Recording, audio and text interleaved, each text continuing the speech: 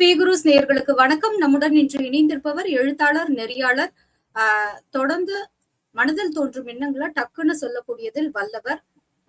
சமூகத்துல எந்த மாதிரியான ஒரு அவதூறு கருத்துக்களா இருந்தாலும் அதை எதிர்த்து முதல் ஆளாக தன்னுடைய குரலை பதிவு செய்யறாங்க அப்படின்னு சொல்லலாம். அவங்க பாஜக நிர்வாகி முனைவர் திருமதி காயத்ரி சுரேஷ் அவங்க. மேம் வணக்கம் மேம். வரவேற்பதில் பெருமிதம் அடைகிறோம் மேம்.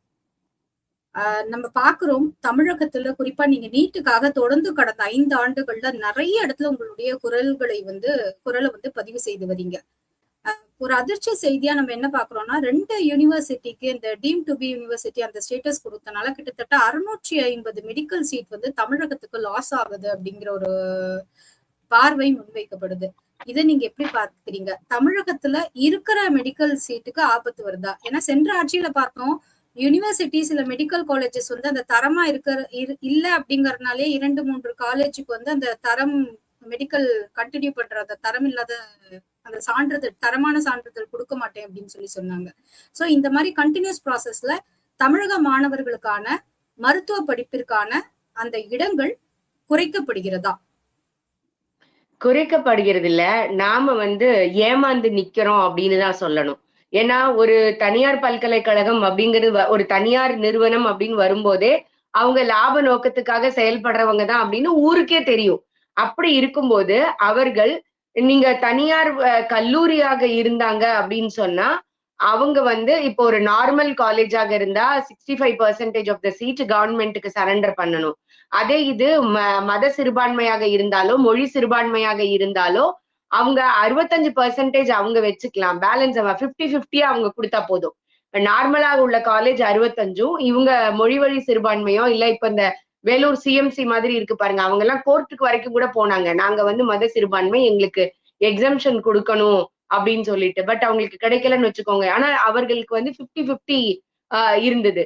இன்னைக்கு நீங்க அப்படி பாத்தீங்க அப்படின்னு சொன்னா இந்த 2 கல்லூரிகள் நிகர்நிலை பல்கலைக்கழகமானது அவங்களோட லாப நோக்கத்துக்காக, அவங்க கல்லூரி ஆரம்பிச்சிருக்கிறதே லாப நோக்கத்துக்காக, இன்னைக்கு அவங்களுக்கு அந்த 35% பத்தல, 50% பத்தல, டைரக்டா நாங்க நிகர்நிலை ஆயிடுறோம் அப்படின்னு வரும்போது உங்களுக்கு எல்லாமே ஆல் இண்டியா கோட்டாவா வரும். நீங்க அதுலயும் நீங்க தமிழர்கள் அப்ளை பண்ணி வாங்க முடியும். ஆனால் ஆல் இண்டியா கோட்டான்னு போகும். ஆல் இண்டியா கோட்டா தவிர நீங்க டைரக்டா அந்த கல்லூரிக்கு போய் நீங்க பல்கலைக்கழகத்தோட ஃபீஸ் பாத்தீங்கன்னா, ஒரு பிரைவேட் காலேஜோட கவர்மெண்ட் கோட்டாவுக்கு உள்ள ஃபீஸ் 4 லட்சம் ரூபாய் அப்படின்னா, ஒரு டீம்டு யூனிவர்சிட்டியோட ஃபீஸ் 25 லட்சம் ரூபாய். எத்தனை மடங்கு அதிகம்னு நீங்களே பாத்துக்கோங்க. அப்போ அவங்க போக கூடாதா அப்படின்னா அவங்க தாராளமா போலாம். தமிழ்நாடு அரசு என்ன பண்ணுச்சுன்னு நான் கேட்பேன். ஏன்னா அந்த தமிழ்நாடு அரசினோட கையால் ஆகாத தனத்தினால ஒரு பட்டமளிப்பு விழால விஜயோட பாட்டை போட்டு ரசிக்கணும்னு உங்களுக்கு ஆசை இருக்கிற உங்களுக்கு, அப்ப அவரை எப்படி மகிழ்விக்கிறது, நாம எப்படி மகிழ்றதுன்றதுல காமிக்கிற அக்கறைய இதுல அவங்க டீம்டு யூனிவர்சிட்டிக்கு போகும்போது நீங்க காட்டியிருந்தீங்க அப்படின்னு சொன்னா இன்னைக்கு இந்த நிலைமை வந்திருக்காது அப்படின்னு நான் சொல்லுவேன். இது தமிழக அரசு ஏமாந்திருக்குன்னு சொல்ல மாட்டேன், தமிழக மக்களை ஏமாத்தி இருக்கு. எந்த நண்பா நண்பீஸ் குட்டீஸ வச்சு ஆட்சிக்கு வந்தாங்களோ அவர்களுடைய எதிர்காலத்தோட கனவை கருக்கி இருக்கு அப்படின்னு நான் சொல்றேன் இதுல. மேம் அதற்கு எப்படி மேடம் தாவேகா மட்டும் ரீசனா இருக்க முடியும் பார்க்க முடியும்? இது சென்ற ஆண்டுகள்லயே பாத்தீங்கன்னா இந்த நிகர்நிலை பல்கலைக்கழகங்களுக்கு, குறிப்பா எந்த பல்கலைக்கழகங்களா இருக்கிறவங்க இவங்க அப்ளை பண்ணதுக்கு எந்தவித ஆட்சேபனையும் தெரிவிக்கல அப்படின்னாலே அது நிகர்நிலை பல்கலைக்கழகங்களுக்கு மூவ் ஆயிடும் இல்லையா மேடம்? ஆமா, அப்படியே நீங்க ஏன் என்ஓசி கொடுத்தீங்க? ஆனா அவங்க என்ன சொல்றாங்க, நாங்க என்ஓசி கொடுக்கலன்னு. ஆக்சுவலா இதுல ஒரு மிகப்பெரிய விஷயம் நடந்திருக்கிறதாக நான் சந்தேகப்படுறேன். ஏன் அப்படின்னு சொன்னா, நீங்க 6 வார காலத்துக்குள்ளார நோ அப்ஜெக்ஷன் சர்டிபிகேட் கொடுக்கலனாலோ அதோட ரீசன் சொல்லலனாலோ automatically it will be treated as NOC கிடைச்சது அப்படின்னு சொல்லி. சோ அப்போ நீங்க மறுக்கிறது மட்டும் இல்ல, நீங்க அமைதியா இருக்கிறது கூட அவங்களுக்கு அதை தாரவாக்கிறதுக்கு ஈக்குவல் தான். ஆனால் நீங்க யூஜிசி பாத்தீங்கன்னா, யூஜிசி அவங்க கோர்ட்ல கேஸ் ஃபைல் பண்ணும்போது என்ஓசி கொடுக்க கூடாதுன்னு பேசி இருக்கிறாங்க. அப்படி இருக்கு. அதையும் தாண்டி ஸ்டேட் கவர்மெண்டோட எந்த எதிர்ப்பும் இல்லாததுனால ஆட்டோமேட்டிக்கா அது ரிஜெக்ட் ஆகி செயின்ட் பீட்டர்ஸ் என்ற கல்லூரி நிகர்நிலை பல்கலைக்கழகமா இருக்கு. உங்களுக்கு தெரியும், அந்த ஸ்ரீனிவாசன் அந்த கல்லூரியை பொறுத்த வரைக்கும் அவங்களோட தான் அடுத்தடுத்து வர்றதுமே.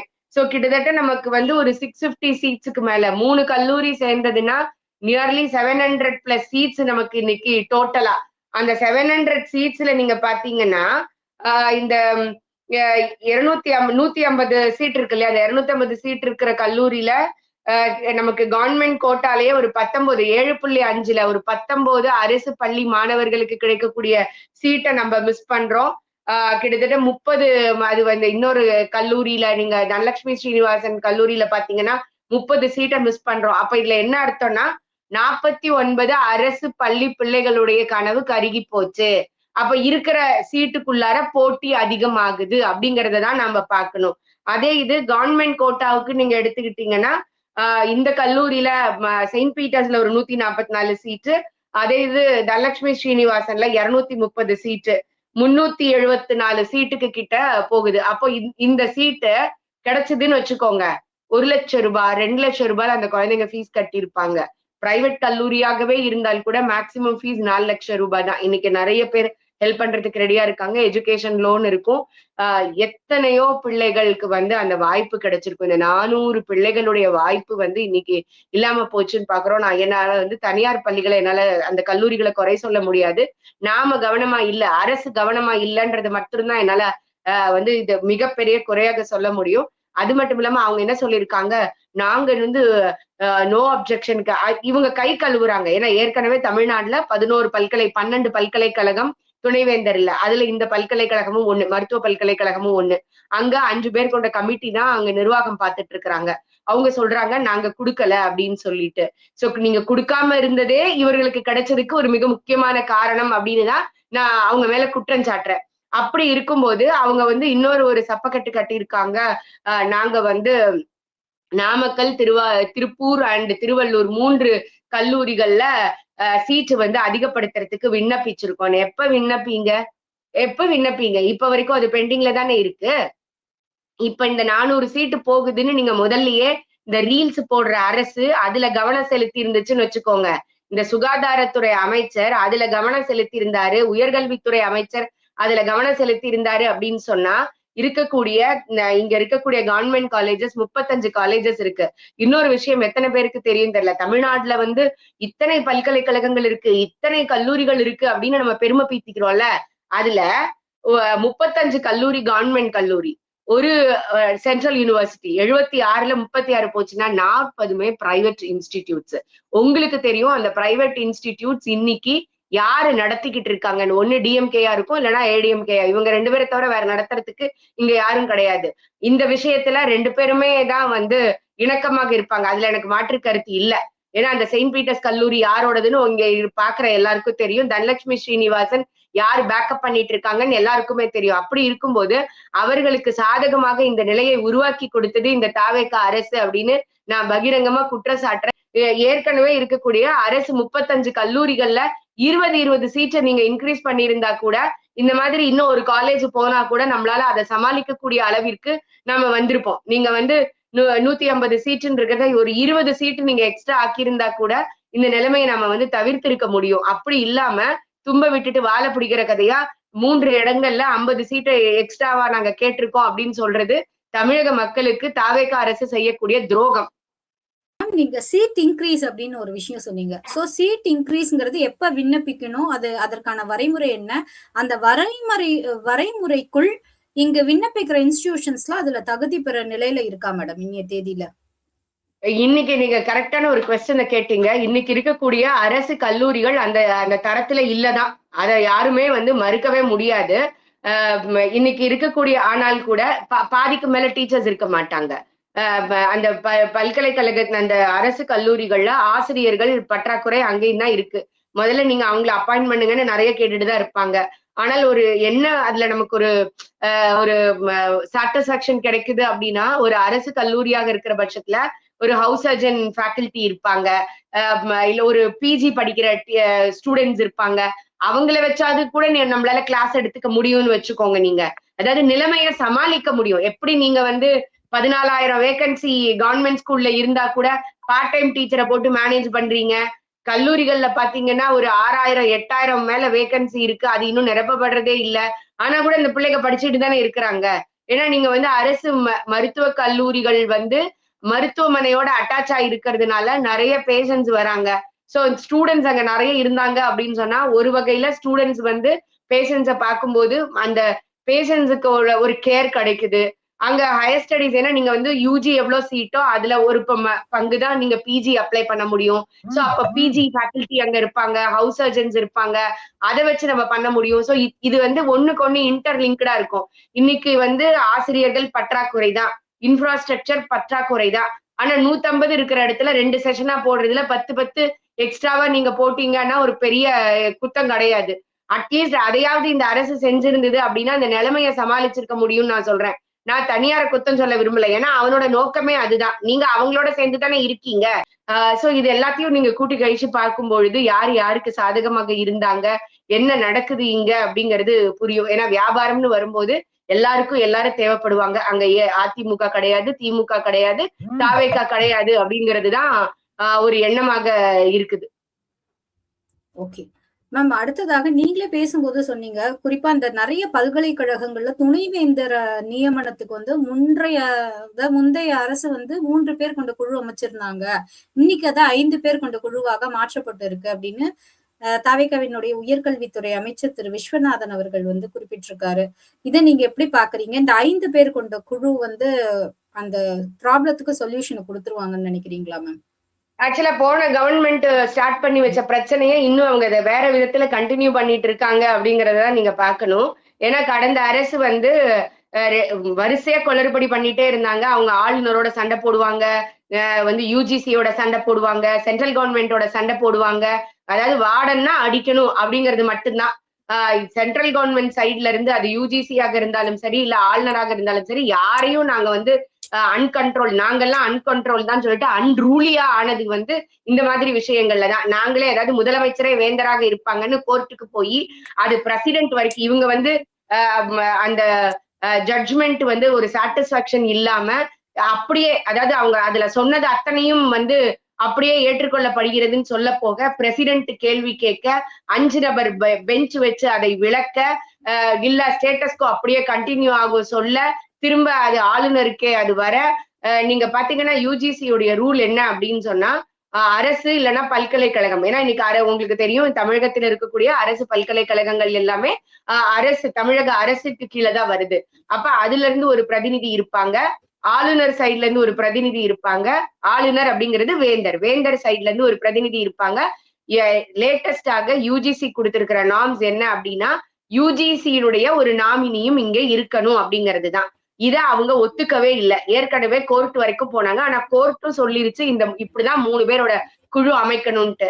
ஆனால் அதை நீர்த்து போக செய்வதற்காக அரசு தரப்புல இருந்து ஒருத்தரும் பல்கலைக்கழக தரப்புல இருந்து ஒருத்தரும்னு 3 பேரை 4 பேரை ஆக்கி யூஜிசிக்கு பதிலா இந்த மாதிரி கொண்டு வந்ததுனாலதான் ஆளுநர் வரைக்கும் இவங்க லிஸ்ட வெளியிட, ஆளுநர் அதை கேன்சல் பண்ணி அவர் ஒரு லிஸ்ட் வெளியிட ஏக கலைபரமாச்சு. ஆனா கடைசி வரைக்கும் வேலையே நடக்கலன்னு நீங்க பாக்கணும். இன்னைக்கு தமிழகத்துல 12 பல்கலைக்கழகங்கள்ல துணைவேந்தரே இல்லாம தான் இருக்காங்க.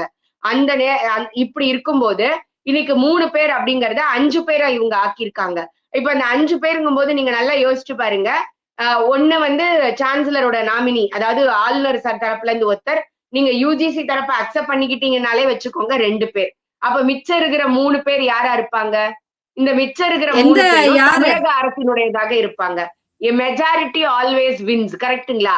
அப்ப நீங்க என்ன கொண்டு வர நினைக்கிறீங்க? அவங்க சண்டை போட்டு ஒரு விஷயத்த செய்யணும்னு நினைச்சாங்க, நீங்க சாதுரியமா செய்யணும்னு நீங்க நினைக்கிறீங்க. ஆனால் நான் பகிரங்கமா இதுல வந்து ஆளுநருக்கு ஒரு வேண்டுகோள் விடுக்கிறேன். இந்த மாதிரி விஷயத்த இது வந்து ஒட்டகம் வந்து அந்த இதுக்குள்ளார கூடாரத்துக்குள்ள வந்த கதை தான். ஒருத்தர் சண்டை போட்டு அதை ஜெயிக்கிறாங்க, ஒருத்தர் வந்து குள்ளநரித்தனம் பண்ணி ஜெயிக்கிறாங்க. ஒரு காலத்திலும் இந்த 5 நபர் குழு அப்படிங்கறத அவங்க அக்செப்ட் பண்ணிக்க கூடாது. அப்படி அக்செப்ட் பண்ணிட்டாங்க அப்படின்னு சொன்னா இதுல முழுக்க முழுக்க அரசியல் தான் இருக்குமே தவிர கல்விக்கோ இல்ல நடுநிலைக்கோ இடமே இல்லாம தான் போகும் அப்படிங்கிறது என்னோட ஆணித்தனமான இந்த 26 வருஷ அனுபவத்துல நான் சொல்ற பாடம். தொடர்ந்து மற்றொரு விஷயமாக நாங்க உங்ககிட்ட கேட்க விரும்புறது என்னன்னா, அமைச்சர், தொழில்துறை அமைச்சர் சமீபத்துல ஒரு ஸ்கூலுக்கு போனாங்க. ஸ்கூலுக்கு அமைச்சர் ஆய்வுக்கு போக கூடாதா? போகலாமே. இன்னைக்கு கூட நம்ம பேசிட்டு இருக்கிறதுக்கு ஒரு 1/2 மணி நேரத்துக்கு முன்னாடி நான் பாக்குறேன், திருமானூரோ ஏதோ ஒரு ஊரு, ஆட்சியர் வந்து ஸ்கூலுக்கு போயிருக்காங்க. அழகா அந்த குழந்தைங்களோட உட்காந்து அந்த குழந்தைங்களுக்கு ஆனா ஆவனா சொல்லி கொடுத்து, நீ ஒரு ஆன்சர் பண்ணா நானும் உனக்கு வந்து பென்சில் குடுக்குறேன் சொல்லுன்னு கீழ அந்த குழந்தைங்களோட உட்காந்து அழகா பாட்டு பாடி விளையாடுறத நம்ம பார்க்க தான் போறோம். அப்ப அந்த குழந்தைக்கு காலம் முழுக்க நான் ஸ்கூல் படிக்கும்போது ஒரு கலெக்டர் எங்க ஸ்கூலுக்கு வந்தாங்களே, எனக்கு பென்சில் குடுத்தாங்களே, நான் ஆன்சர் பண்ணனே அப்படின்னு ஜாலியான ஒரு நினைவுகள் இருக்கும். ஆனா நீங்க எதுக்கு போறீங்க? ரீல்ஸ் போடுறதுக்கு போறீங்க. அதன் மூலமாக ஒரு புகழ் தேடிக்கிறதுக்கு போறீங்க. அந்த புகழ கூட நீ தேடி தொலை, உன்ன வேணான்னு சொல்லல. ஆனால் அதற்கு யார பலிகடா ஆக்கணும்னு நினைக்கிறீங்க? ஆசிரியர்களையும், மாணவர்களையும் குற்றஞ்சாட்டி, நான் சூப்பர், நீ உனக்கு ஒண்ணும் தெரியலன்னு சொல்லணும்னு நினைச்சீங்க. ஆனா, நீங்க சோசியல் மீடியால பார்த்திருப்பீங்க. நீங்க பேசுற இங்கிலீஷ் எவ்வளவு கேவலமான இங்கிலீஷ்னும், எவ்வளவு தவறுதலான இங்கிலீஷ்னும் ஒரு அழகா ஒரு குழந்தை மகிழ்மதின்னு நினைக்கிறேன் நானு. சோசியல் மீடியால கிளி கிழின்னு கிழிச்சிருச்சு. அவ்ளோ அழகா நீங்க பேசுற இங்கிலீஷ் எவ்ளோ தப்பு தப்பு இருக்குன்னு சொல்லிட்டு. நான் சொல்றேன், த நீ நீ இங்கிலீஷ் தப்பா சொன்னதுக்கெல்லாம் நாமெல்லாம் வருத்தப்பட தேவையே இல்ல. Because we didn't born in England இல்லையா? பிரிட்டிஷ் இங்கிலீஷ் பேசணும்னு நமக்கு அவசியம் இல்ல. ஆனா, தமிழ நம்ம ஒழுங்கா பேசுறோமா? அவர்களுடைய அரசாங்கத்துல இருக்கக்கூடிய முதலமைச்சர் விஜய் பேப்பர் பக்கம் பக்கமா பேப்பர் வச்சு கிளிப்பு போட்டு பேசுறீங்க. யாரும் உங்கள குறை சொல்லல. மரிய செல்வன் அவர்கள் வெள்ளை அறிக்கை வெளியிடுறாரு. அதுல இருக்கிற தமிழ உங்களுக்கு படிக்க முடியல. நாளைக்கு உங்களுக்கு ஒரு தமிழ் டெஸ்ட் வைக்கலாம். நீங்க எவ்வளவு மார்க் எடுக்கிறீங்கன்னு பாக்கலாமா? ஒரு ஒரு ஒரு பேராகிராஃப தப்பு இல்லாம நீங்க எழுதி கொடுங்கன்னு சொல்லி உங்களை அசிங்கப்படுத்துறதுக்கு எவ்வளவு நேரம் ஆகும்? யோசிச்சு பாருங்க.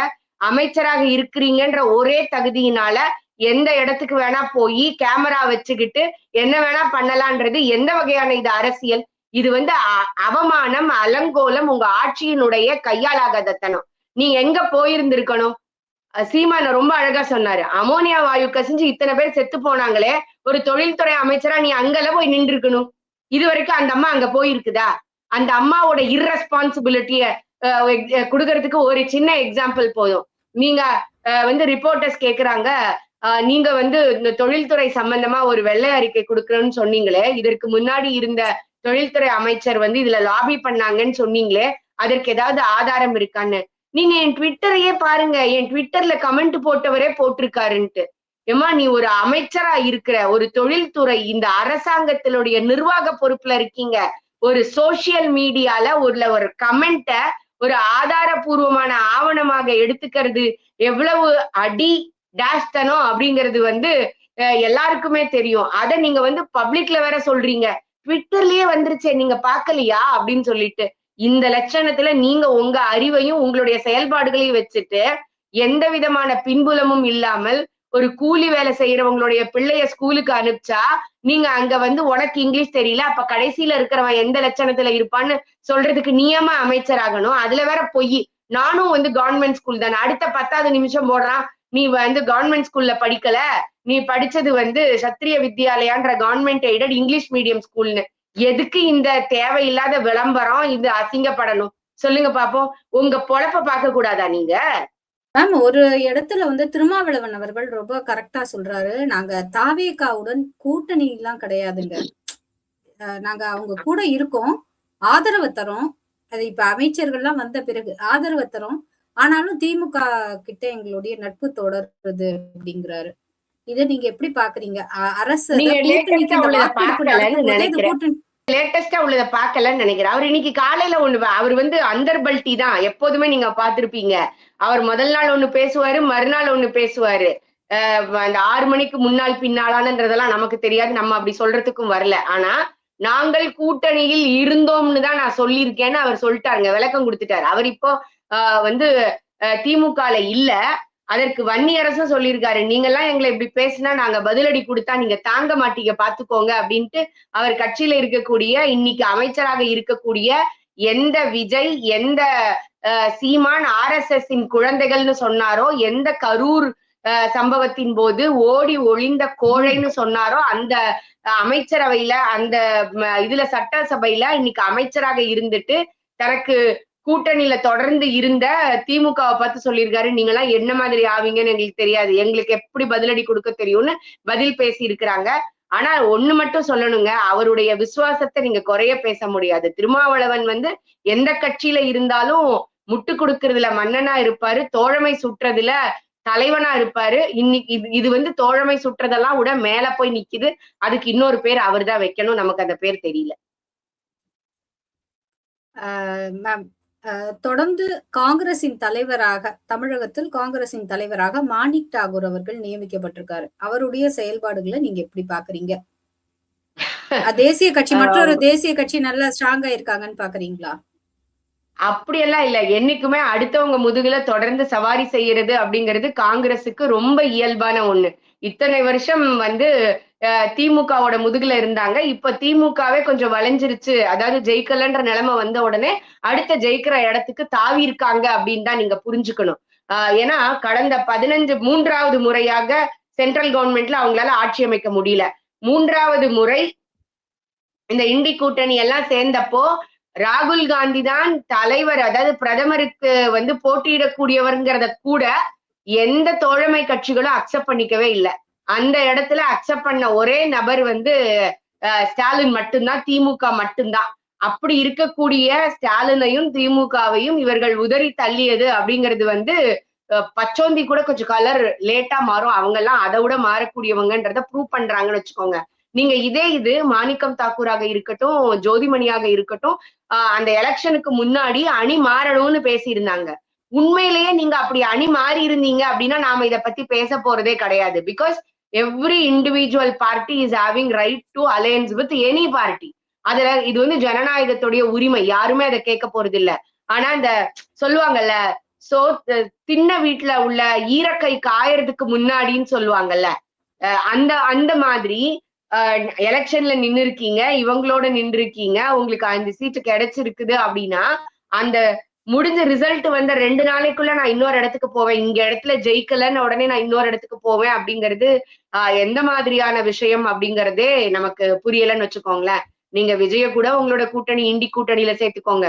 நீங்க என்ன தலைகீழ தண்ணி குடிச்சாலும் சென்ட்ரல்ல எங்களை அசைக்கவே முடியாது. பிகாஸ் நீங்க என்னைக்கும் நாடு வளரணும்னோ கட்சி வளரணும்னோ வேலை செய்யல. மோடி தோக்கணும், பிஜேபி தோக்கணும்னு வேலை செய்றீங்க. அது எப்போதுமே நடக்கவே நடக்காது. நீங்க எப்போ பாசிட்டிவா நான் முன்னேறணும், நான் ஜெயிக்கணும், இந்த நாடு நல்லா இருக்கணும்னு நினைக்கிறீங்களோ ஆட்டோமேட்டிக்கா நாடு உங்க பின்னாடி வரப்போகுது. அது இல்லாத வரைக்கும், அந்த எண்ணம் உங்களுக்கு வராத வரைக்கும் நீங்க ஜெயிக்க போறதே கிடையாது. மேம், தனியார் பள்ளிகள் தங்களுடைய கட்டண விவரங்களை நோட்டீஸ் போர்டுல ஒட்டணும் அப்படின்னு சொல்லிட்டு இன்றைக்கு உயர்நீதிமன்றம் ஒரு பரபரப்பான ஒரு தீர்ப்பை கொடுத்திருக்காங்க. இது வரவேற்கத்தகுந்த தீர்ப்பு தானே? இதனால மாற்றங்கள் வரும் தானே? அனாவசியமா நிறைய பணம் வாங்குறது நிறுத்தப்படும் தானே? எப்படி பாக்குறீங்க மேடம்? இதுல நிறைய பணம் வாங்குறதுங்கிறது எனக்கு இதுல ஒரு டிஃபரன்ஸ் ஆஃப் ஒப்பீனியன் இருக்குங்க. ரொம்ப நல்ல விஷயம். நான் இது வந்து இல்லைன்னே சொல்ல மாட்டேன். நீங்க சிபிஎஸ்இ பள்ளிகள், பிரைவேட் ஸ்கூலை பொறுத்த வரைக்கும் தமிழகத்துல பாத்தீங்கன்னா இன்னைக்கு 99% ஆஃப் த ஸ்கூல்ஸ் வந்து உங்களுக்கு ஆன்லைன்ல தான் பேமெண்ட்டே வாங்குறாங்க. ஸோ ஆன்லைன்ல பேமெண்ட் வாங்கினாலே உங்களுக்கு தெரியும் அது வந்து ஒயிட் அப்படின்னு சொல்லிட்டு. ஏன்னா நீங்க ஆன்லைன்ல அந்த அவங்களோட அக்கௌண்ட்டுக்கு நீங்க பே பண்ணாலே 2 சைட்ல இருந்தும் அது ப்ரூஃப் தான். ஸோ ஒரு நிறுவனம் எவ்வளவு ஃபீஸ் வாங்குது அப்படிங்கறத தெரியும். ஆனால் நம்ம புரிஞ்சுக்க வேண்டியது என்னன்னா, நீங்க சொன்னீங்கல்ல, அப்ப நிறைய கட்டணம் வாங்க முடியாது இல்லைன்னு சொல்லிட்டு. நீங்க நல்லா யோசிச்சு பாருங்க, எந்த தனியார் பள்ளிக்கூடமாவது உங்க வீட்டுக்கு வந்து கதவை தட்டி உன் பிள்ளைய வந்து கைய புடிச்சு இழுத்து என் பள்ளிக்கூடத்துலதான் சேரணும்னு கட்டாயப்படுத்துறாங்களா? இல்ல. நம்ம அந்த பள்ளிக்கூடத்தை புடிச்சு, அந்த பள்ளிக்கூடத்துல உள்ள சிலபஸ் புடிச்சோ, டீச்சிங் புடிச்சோ, அம்யூனிட்டிஸ் புடிச்சோ, இல்ல வந்து ஆம்பியன்ஸ் புடிச்சோ, லொக்காலிட்டி புடிச்சோ, ஏதோ ஒண்ணு புடிச்சு நீங்க முதல்ல உள்ள போகும்போது இதுதான் ஃபீஸ்ன்னு சொல்லி அதை ஒத்துக்கிட்டு தான் நம்ம உள்ள போறோம். உள்ள போனதுக்கு அப்புறம் உங்களுக்கு கண்டிப்பா ஒரு டிசாட்டிஸ்பாக்சன் இருக்கலாம். நான் கொடுத்த காசுக்கு இது ஒர்த் இல்ல அப்படின்னு சொல்லிட்டு. எப்ப நீங்க ஒர்த் இல்லைன்னு நினைக்கிறீங்களோ அதை டைரக்டா நீங்க அவங்க கிட்ட பேசணும். உங்க பிள்ளைய வெளியில கூட்டிட்டு வரணும். அப்படி இல்லாம குழுவா சேர்ந்துகிட்டு வெளியில நின்னு ஃபீஸ் அதிகம் வாங்குறாங்க அப்படின்னு சொல்லி போராடுறதோ, இல்ல வந்து இதை நான் அதிகமாக கொள்ளை அடிக்கிறாங்க அப்படின்னு சொல்றதுலயோ எனக்கு அதுல உடன்பாடு கிடையாது. ஏன் அப்படின்னு சொன்னா, எந்த தனியார் நிறுவனமும் யாரும் நீ என் பள்ளிக்கூடத்துல என் கல்லூரியில தான் வந்து உன் பிள்ளைய சேர்த்தே ஆகணும்னு கட்டாயப்படுத்தல. அப்படி இருக்கும்போது என்னுடைய விருப்பத்துக்கு அந்த குழந்தைய சேர்த்துட்டு நீங்க தொடர்ந்து இங்க இந்த ஸ்கூல்ல அதிகமா ஃபீஸ் வாங்குறாங்க, இந்த ஸ்கூல்ல அதிகமா ஃபீஸ் வாங்குறாங்க அப்படின்னு நம்ம அவங்களை கம்ப்ளைண்ட் பண்ணிட்டே இருக்கிறது வந்து 2 இடத்துலயும் ஒரு நெகட்டிவிட்டியை கிரியேட் பண்ணும் அப்படின்னு தான் நான் யோசிக்கிறேன். கண்டிப்பாக இப்ப அதாவதுங்க, என்னோட பையன் 11th படிக்கும் போது பாத்தீங்கன்னா நான் ஒரு ஸ்கூல்ல இருந்து இன்னொரு ஸ்கூல் மாத்துறேன். நான் ஒரு 2, 3 ஸ்கூலுக்கு போறேன். எனக்கு பிடிக்குது. ஒரு ஸ்கூல்ல ஃபீஸ் ஜாஸ்தியா இருந்தது. இன்னொரு ஸ்கூல்ல அத விட கொஞ்சம் ஃபீஸ் கம்மியா இருந்தது. என்னால அந்த பெரிய ஸ்கூல் ஃபீஸே அஃபோர்ட் பண்ண முடியும் தான். ஆனா நான் என்ன நினைச்சேன்னா, எனக்கு எதுக்கு இவ்ளோ ஃபீஸு? அதே சிலபஸ் தான் இங்க சொல்லிக் குடுக்குறாங்க. அதே மெத்தடாலஜிய தான் ஃபாலோ பண்றாங்க. நம்ம இந்த ஸ்கூல்லயே போட்டுக்கலாம் அப்படின்னு சொல்லி இன்னொரு ஸ்கூல்ல போட்டேன்னு வச்சுக்கோங்க. அப்போ இந்த டிசிஷன நாமளே தான் எடுக்கிறோம். நாமளே எடுத்துட்டு திரும்ப திரும்ப அந்த பள்ளி அதிகம் ஃபீஸ் வாங்குது, அதிகம் ஃபீஸ் வாங்குதுன்னு அதுல சொல்றது வந்து அர்த்தம் இல்லன்னு நான் நினைக்கிறேன். நீங்க அந்த குடுத்த காசுக்கு அவங்க ஒர்த்தா சொல்லிக் குடுக்குறாங்களா? அவங்களோட ஆம்பியன்ஸ் இருக்கா? ஏன்னா உங்களுக்கு தெரியும் ஒரு ஸ்கூல் 20 குழந்தைங்கள வச்சு ஒரு கிளாஸ் ரூம் வச்சிருப்பாங்க. ஒரு ஸ்கூல் 30 இருக்கும். ஒரு ஸ்கூல் 40 வச்சு 2 பேர் போட்டிருப்பாங்க. ஒரு டீச்சர் இருப்பாங்க, ஒரு டீச்சிங் அசிஸ்டன்ட்ன்னு அந்த கிளாஸுக்குள்ளேயே வச்சிருப்பாங்க. இந்த மாரி நெறைய மெத்தடாலஜிஸ் இருக்கு. மெட்ரிகுலேஷன் ஸ்கூல் ஒரு ஒரு விதத்துல ரன் ஆகும். சிபிஎஸ்இ ஒரு விதத்துல ரன் ஆகுது. ஐஜிசிஎஸ்இயோட பேட்டர்னே வேறவா இருக்கு. அப்படி ஒண்ணொண்ணு இருக்கும்போது நீங்க வெறுமன ஃபீஸ மட்டும் வச்சு இந்த ஸ்கூல் நெறைய ஃபீஸ் வாங்குறது, இந்த ஸ்கூல் கம்மியா ஃபீஸ் வாங்குறது அப்படிலாம் நீங்க பிரிச்சிட முடியாது. அதனால பேரண்ட்ஸோ இல்ல சொசைட்டியோ நாம யோசிக்கணும். என்ன பொறுத்த வரைக்கும் நான் என்ன நினைப்பேன் அப்படின்னா, எனக்கு ஒரு வாய்ப்பு கிடைக்குது அப்படின்னா, நான் வந்து என் குழந்தைக்கு என்ன ஒரு படிப்ப பிரைவேட்ல குடுத்தேனோ, அதேதான் அரசு பள்ளிகள்ல கொண்டு வரணும். அதுக்குள்ள அந்த வேலைய தான் நம்ம செய்யணும் அப்படின்னு நினைக்கிறது தான் சரியான புரிதலாக இருக்க முடியும். இன்னைக்கு இருக்கக்கூடிய பள்ளிக்கல்வித்துறை அமைச்சர் வந்து தனியார் பள்ளிகளுக்கு நாங்க வந்து காசு வாங்காம வந்து இதுக்கு ரெனியூவல் குடுத்துட்டோம். டீச்சர்ஸ் உடைய டிரான்ஸ்பரை வந்து நாங்க நீங்க தனியார் கல்லூரியில எவ்வளவு கான்சென்ட்ரேட் பண்றீங்களே, அவருடைய தொகுதியில நீங்க பேசிட்டு இருக்கிற நேரத்துக்கு முந்தின நாள் பாத்தீங்கன்னா டைம்ஸ் ஆஃப் இந்தியால போடுறாங்க.